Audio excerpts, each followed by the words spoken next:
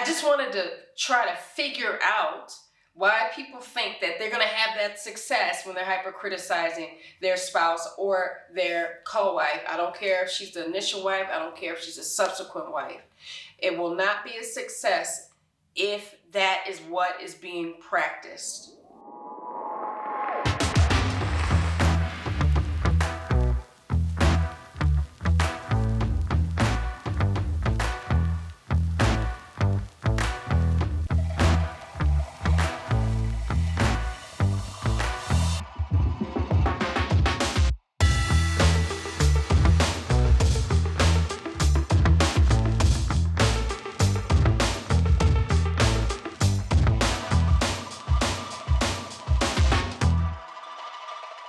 Assalamu alaikum, peace. It's Fatimah, Coach Fatimah, 1/3 of Outstanding Personal Relationships and co-author of Let's Talk Polygyny Uncensored. Now, for those of you that are new, I'm the initial wife. I get asked that often, and I just want to make that clear to those of you, once again, that are new. I'm the initial wife of Coach Nazir. Shout out to him and my awesome co-wife, Coach Nyla. In this video, I would like to talk about hypercriticism and polygyny.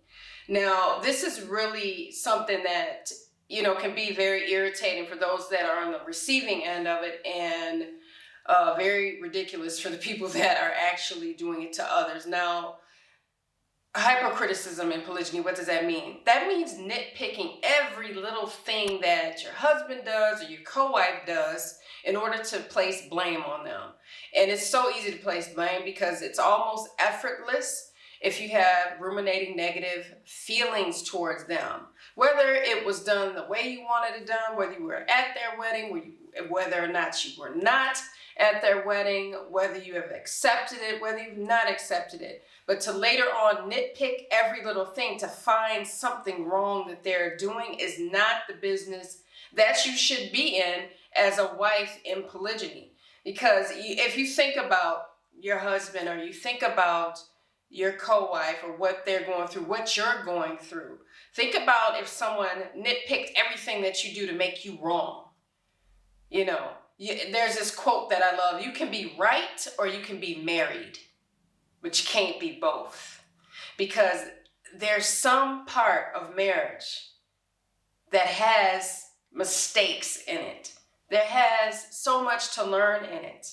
And if you want to be the righteous one that's on high, that always is doing everything okay because you've placed blame on everyone around you, that is involved in polygyny. Now, to be clear, I'm monogamously married to Coach Nazir, and Coach Nyla is not monogamously married to Coach Nazir as well. I'm using that example because he's the common denominator between the two of us wives. So if I'm nitpicking everything he does, if she's nitpicking everything that he does, if he's nitpicking everything that we do, how is polygyny supposed to be successful? You cannot hyper-criticize people and then want polygyny to be a success and then wonder why it's not a successful relationship. If they're so busy making mistakes, how can you get to the love part in your marriage, the respect part in your marriage, the intimacy, the romance of your marriage? If the person you're married to, and I'm not married to Coach Nyla, let's be clear, because some people in these comments have thought that we're not. There's none of that going on here. We're Muslim women, and we practice Islam, so we're not married to one another, but again, we're married to Coach Nazir.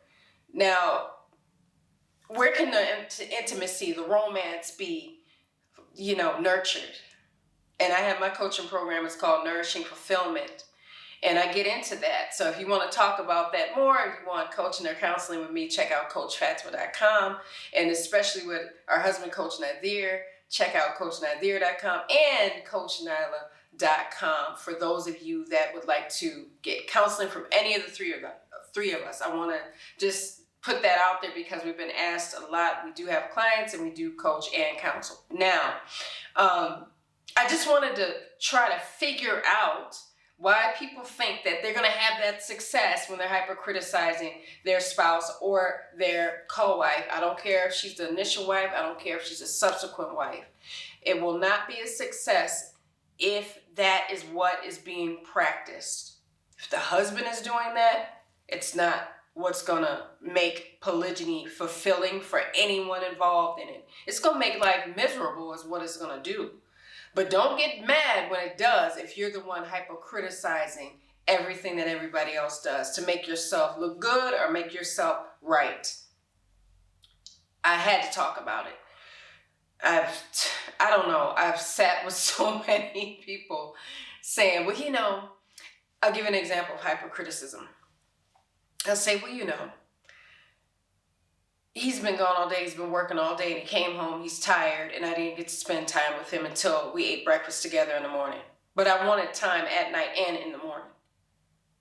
Did he do anything wrong, though? No. His body has a right over him, so he can go to sleep when he comes in. Because he's a person. So when you hyper-criticize a person, you forget that you are dehumanizing them. And thinking, well, you got to do everything right for me to be happy. I want you to make me happy. Because if you don't, I'm going to sit here and I'm going to judge everything you do and I'll make your life hell. That's not your job. This is about making it easier. It's about helping. That doesn't mean you make all the moves. That doesn't mean you get to control everything, because you don't get to do that either. But it does mean that you don't get to make it a hardship on the situation, because when you make it a hardship for the husband, it affects your own marriage.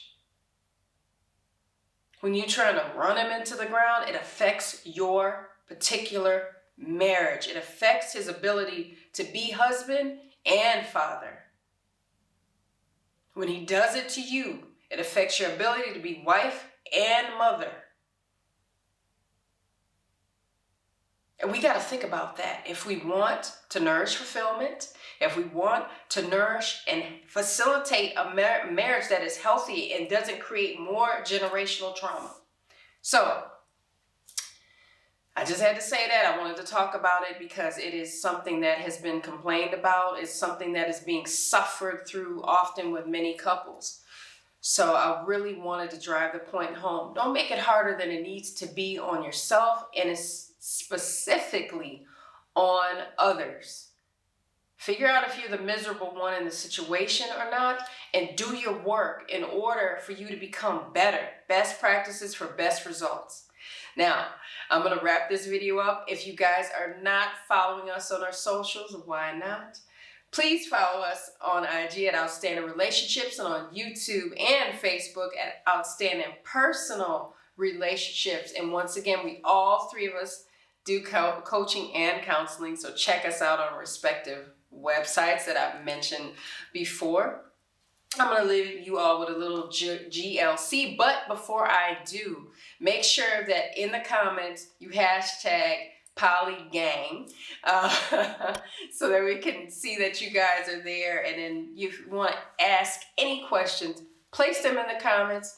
Make sure you like, comment, and subscribe, and hit that notification bell. And I'm going to see you guys in the next one. Hope you got some gems. Leaving you with a little GLC. Make sure you're growing intentionally, loving fearlessly, and connecting on a higher level every single day. I'm Coach Fatimah. I'll see you guys in the next one. Assalamu alaikum. Peace.